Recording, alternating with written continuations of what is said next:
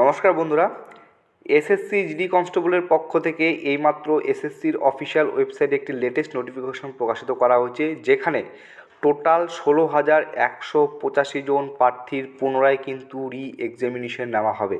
এই নিয়ে একটা অফিসিয়াল একটি নোটিশ প্রকাশিত হয়েছে, তোমরা সেটা প্রত্যেকেই দেখতে পাচ্ছ। The computer based exam of constable GD in central arm police force, যেটা তোমরা প্রত্যেকে জানো যে ফেব্রুয়ারি মাসের 20 তারিখ থেকে এক্সাম শুরু হয়েছিল এবং মার্চ মাসের 7 তারিখ পর্যন্ত এটা চলেছিল।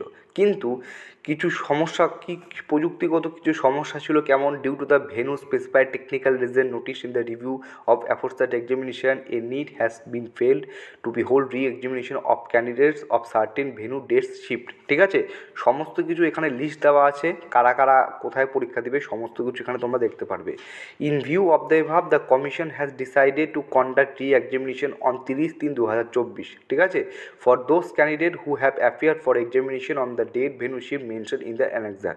কমিশন সিদ্ধান্ত গ্রহণ করেছে যে তোমাদের পুনরায় রি-এক্সামিনেশন হবে। আমি আবারও বলছি, সকলের ক্ষেত্রে নয়, সেই 16,000+ প্রার্থীদের ক্ষেত্রে সেটা নেওয়া হবে মার্চ মাসের 3 তারিখে। ঠিক আছে, 30/3/2024, মার্চ মাসের 3 তারিখে। এবার তোমরা সেখানে দেখতে পাচ্ছ ক্যান্ডিডেটস অফ সিটিজিডি এক্সাম 2024 ফর রি-এক্সামিনেশন।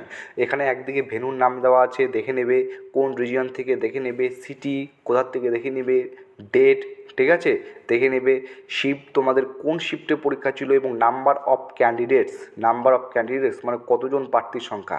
তো এখানে টোটাল প্রার্থীর সংখ্যা যদি যোগ করি তাহলে 16,185 জন প্রার্থী তোমাদের পুনরায় কিন্তু এক্সাম নেওয়া হবে, যেটা হবে তোমাদের মার্চ মাসের 30 তারিখে। ঠিক আছে, এবং তোমাদের সেটা নেওয়া হয় মার্চ মাসের 30 তারিখে। তো সিটির এখানে কিন্তু পশ্চিমবঙ্গের কোনো সিটি নেই, এখানে কানপুর, বারাণসী, লখনৌ, ঠিক আছে, রৌরকেল্লা, দেরাদুন, প্রয়াগরাজ, বারাণসী, মুজফ্ফরনগর সিটিগুলো রয়েছে। অফিসিয়াল নোটিফিকেশনটি টেলিগ্রাম চ্যানেলে দিয়ে দেবো, সেখান থেকে তোমরা প্রত্যেকে দেখে নেবে। তো এর থেকে আমরা বুঝতে পারলাম যে এই মুহূর্তে কিন্তু মনে হয় জিডি কনস্টেবলের অ্যান্সার কি আর প্রকাশিত হচ্ছে না, কারণ পুনরায় 16,000+ ক্যান্ডিডেটের কিন্তু এক্সাম নেওয়া হবে। তো কিছু পরে তোমাদের কিন্তু অ্যান্সার কি প্রকাশিত হবে। ঠিক আছে, চলো, ভিডিওটি এতটুকুই ছিল। জয় হিন্দ।